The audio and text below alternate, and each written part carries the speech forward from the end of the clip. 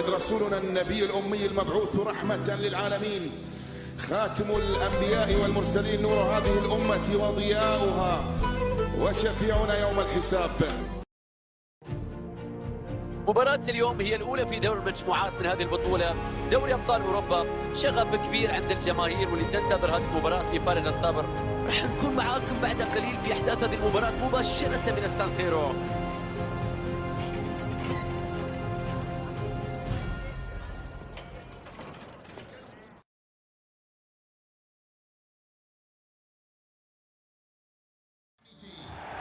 مشاهدينا ومتابعينا، تحية طيبة لكم من ملعب سانسيرو، حيث هذه المشاهد الجميلة من كابينة التعليق. معكم فارس عوض. أعزائي المشاهدين، لقاء اليوم يأتي ضمن لقاءات مرحلة المجموعات من دوري أبطال أوروبا، حيث سيكون فريق إنتر يواجه فريق ريال مدريد. مشوار نهائي الأبطال يبدأ اليوم مع بداية دور المجموعات. نعرف القاعدة، الفوز دائما مهم في البدايات، تجميع النقاط يتطلب الخبرة للتأهل، والخسارة في ملعبك ممنوعة.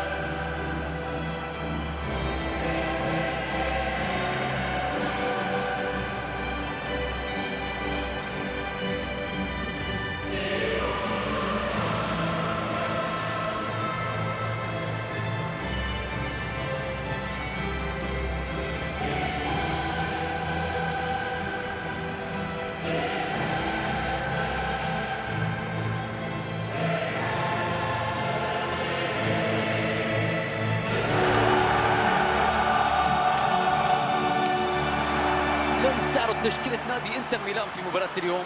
في حراسة المرمى هاندانوفيتش، ديمبروسيو سيلعب إلى جانب شكرينيار في الخط الخلفي، وفي الأمام لاوتورو مارتينيز سيبدأ مع إيدن زيكو.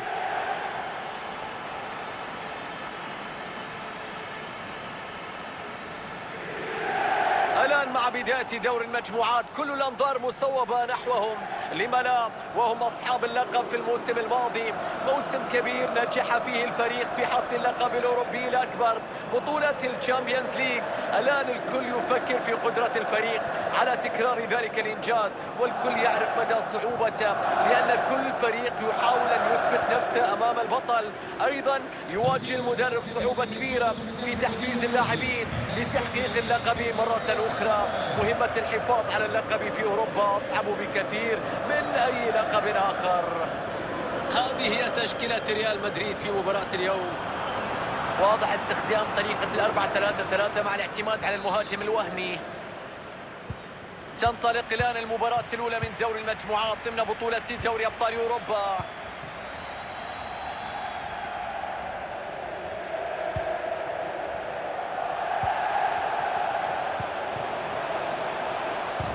عرضية فيها خطورة، يا رباه، كرة في المرمى تشعل اللقاء.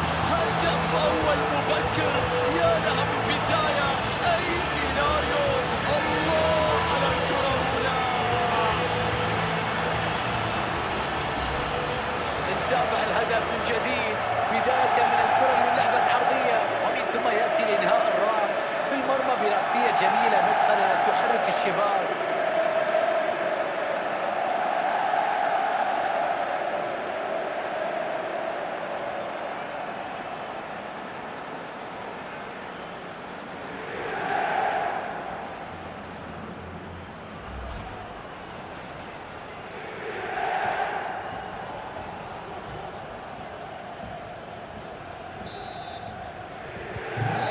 نتيجة لصالح الانتر. ننتقل إلى الاستديو ليوافينا بتفاصيل ركلة جزاء تم احتسابها الآن. ركلة جزاء للضيوف، واستطاعوا أن يسجلوا منها هدفا لعبها صاروخية أرضية على يسار حارس المرمى. النتيجة الآن هدف مقابل لا شيء، وذلك بعد مضي 5 دقائق لعب. عودة مشاهدينا إلى المباراة الآن. توقعات كبيرة بأن تكون هذه المباراة هي أفضل مباراة في هذه المجموعة، وهذا أمر طبيعي حقيقة من يوم إجراء. الله على هذا التصدي، من جسمه بالكامل تمكن من منع الكرة، تصدي ولا أروع.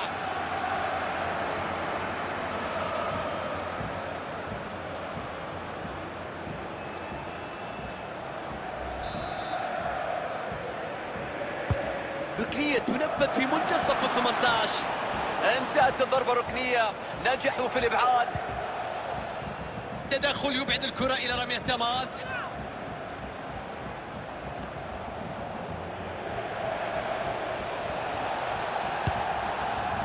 تصويبة غير دقيقة، الكرة تخطئ الشباك.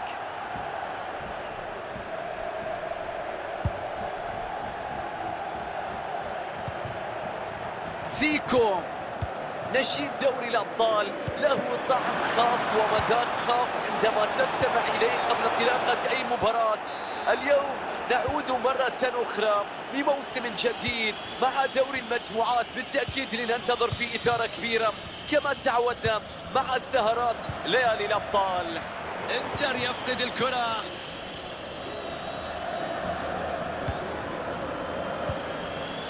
كريم بنزيما، مراوغة ممتازة في هذه اللقطة. الله، ريال مدريد يحرك كل مرمى.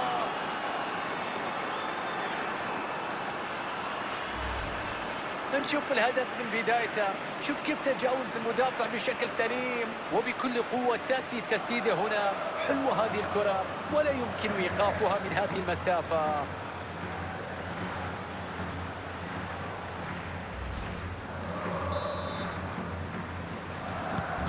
هدف التعادل إذن، النتيجة الآن 1-1.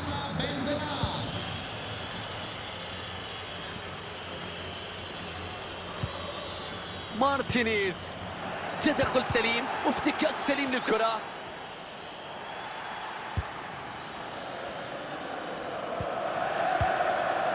زيكو، دامفريز، تعود من جديد إلى جيكو، ممكن يسجل الآن. كرة في المرمى، الشباك خاوية، بالتأكيد لن تضيع هذه الفرصة والكرة في المرمى. النتيجة الآن 2-1 والكرة تعود إلى منتصف الملعب. انطلاقة هجومية لريال مدريد. كرة طويلة في العمق، دانوفيتش وكرة مستمرة. مستحيل، هدف على الطاير يسجل الآن. حطها في المرمى، كرة ولا أروع. الله عليك، هدف مذهل من لاعب مذهل في نهاية مذهلة. شوف الهدف من جديد، شوف التصدي الأول الجيد، لكنه لم يكن كافيا. الخطورة استمرت ويأتي الهدف بعد ذلك من متابعة سريعة. هدف التعادل إذا مشاهدينا متابعينا في كل مكان، والنتيجة الآن هدفين لكل فريق. حلوة البينية العالية،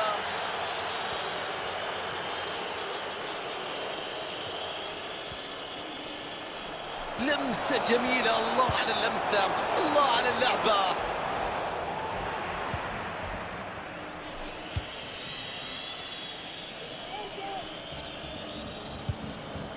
الكرة الآن مع الفريق الخصم. فرصة خطيرة هنا، فرصة خطيرة، لكن كورتوا في الموعد. أي تصدي خيالي.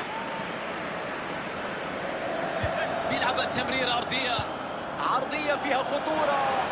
تشتيت سيء للكرة في هذا المكان. فرصة كبيرة، الهجمة مرتدة ممكن تشكل خطورة. محاولة للوصول إلى المرمى ولعب الشوت.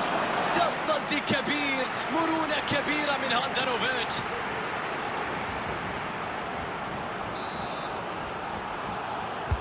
بينفذ الركنية، بيخلص الكرة ويبعد الخطورة.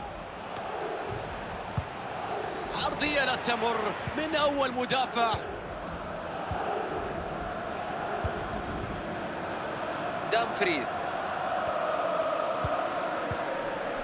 ميلان سكرينيار، دامفريز، ممتازة التمريرة العالية. كان ممكن تشكل خطورة على المرمى، لم تكن بعيدة. واضح المهارة في التسديد على الطاير. الإثارة كبيرة هنا مشاهدينا في هذا اللقاء. الأرقام توضح حقيقة هذه المباراة الممتعة، من فرص هنا وهناك، محاولات من الطرفين تجعلنا نتمنى بأن لا تنتهي هذه القمة.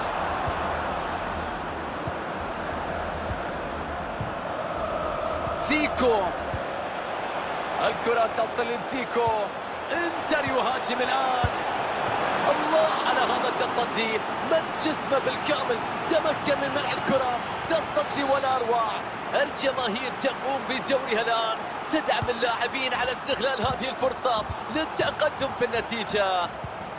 ذكاء كبير، المدافع يقطع الطريق للكرة الماضية. توني كروس، الحكم يعلن عن إضافة دقيقتين. كرة على الطرف، البحث عن كرة عرضية، اعتراض وتشتيت الكرة، كان ممكن تشكل خطورة. الحكم ينهي الشوط الأول والنتيجة 2-2.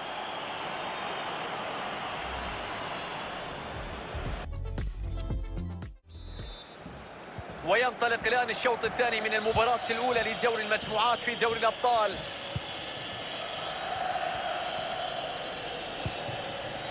رودريغو، ريال مدريد على الأطراف بشكل ممتاز، عرضية ممتازة في وسط المنطقة. الله على التصدي، خرافي هاندانوفيتش، كرة كانت قريبة جدا لكن يبعدها.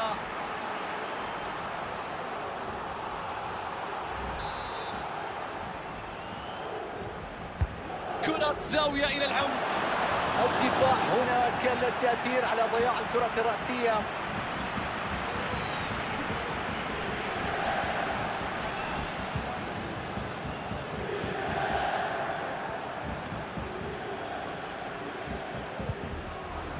مارسيلو بروزوفيتش،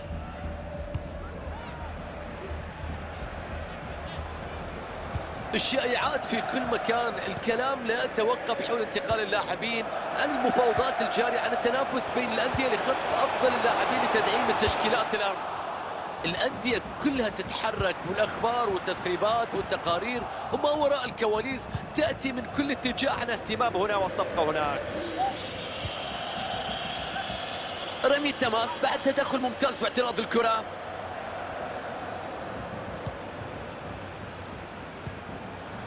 دفاع ممتاز، قراءة سليمة لهذه المحاولة.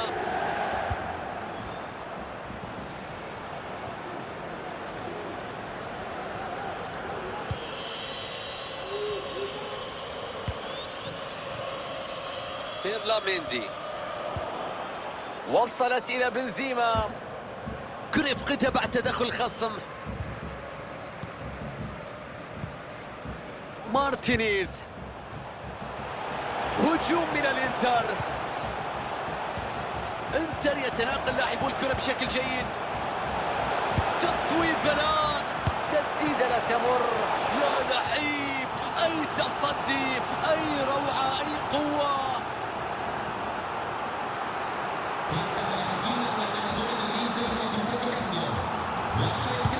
ضربة ركنية ترسل في وسط منطقة الجزاء. تشتيت سيء للكرة في هذا المكان. ممكن الفريق يستغل الوضعية ويبدأ هجمة مرتدة. على الدفاع بأن يكون أسرع في العودة للتغطية. الدفاع يقراها صح، يبعد الكرة العرضية قبل الوصول. فرصة مع الضربة الركنية للتقدم في النتيجة. يبعد الخطورة في هذه الكرة. تدخل قاسي في هذه الكرة. هنا قد نشاهد كرت من حكم المباراة. الحكم يوجه الورقة الصفراء في وجه اللاعب. تغيير في فريق انتر.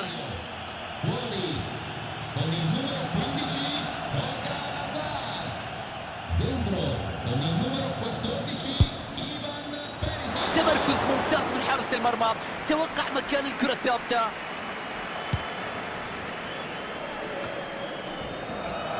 يا لها من المباراة حتى الآن أرقام متقاربة، استحواذ وسيطرة من جانب الفريقين، مستوى في الملعب، مباراة مثيرة في كل شيء، تنافس قوي من جانب الفريقين في أرضية الملعب.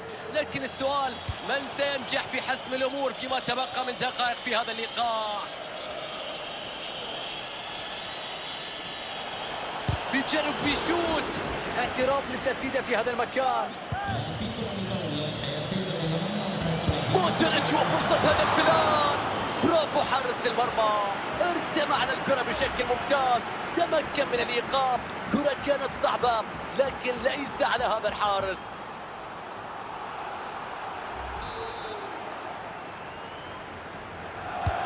ركنية تنفذ في منتصف ال18، تعامل جيد في إبعاد الضربة ركنية. التراجع الدفاعي بهذا الشكل يضع الفريق تحت ضغط. بيعدي وبيمر بالكرة، ينقذها حارس المرمى لكن ما زالت خطيرة.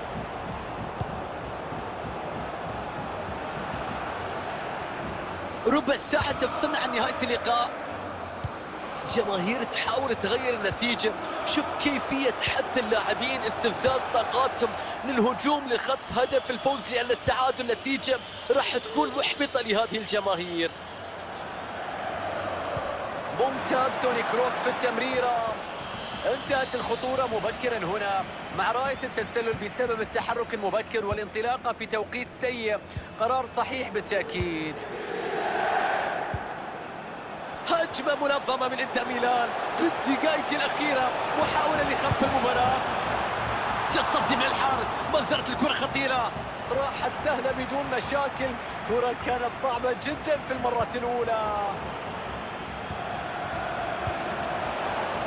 التصدي ممتاز في وقت أخير من عمر المباراة، كرة كادت بأن تكون قاتلة.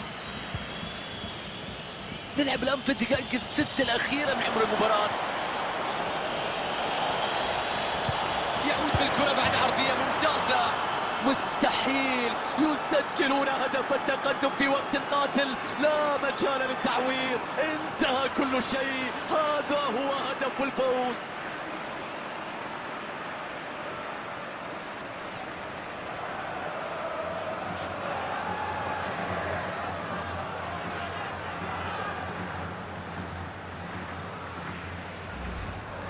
الآن في الإعادة نلاحظ كيف ساهمت التمريرة بالهدف بشكل كبير. بعد ذلك تأتي اللحظة الأجمل بالتسديدة القوية، الكرة التي تذهب مباشرة داخل الشباك.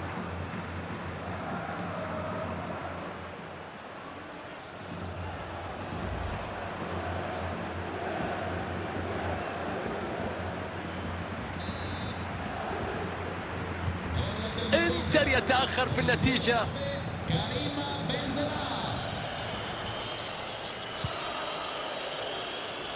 يضغط انتر في الثواني الأخيرة من أجل هدف التعادل.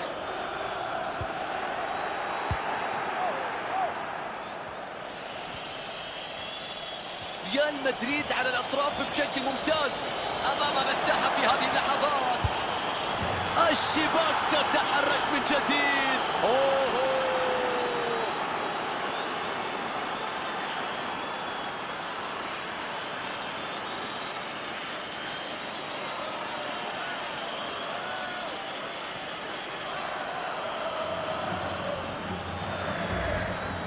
قبل ما يخرج من صدمة الهدف الأول، قبل ما يرتب صفوفه، استقبل الثاني. دقائق في غاية الصعوبة.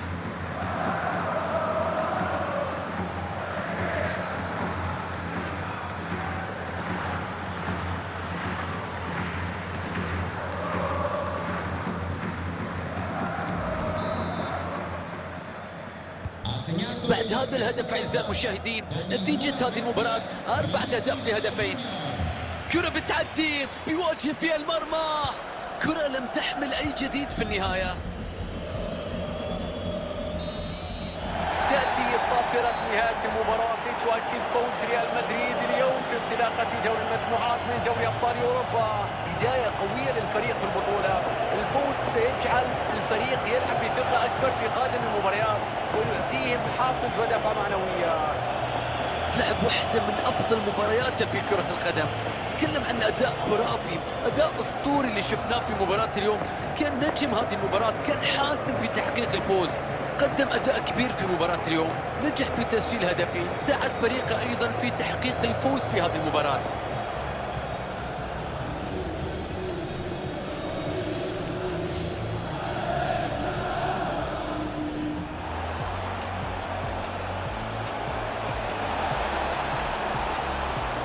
الله على هذا التصدي، مد جسمه بالكامل.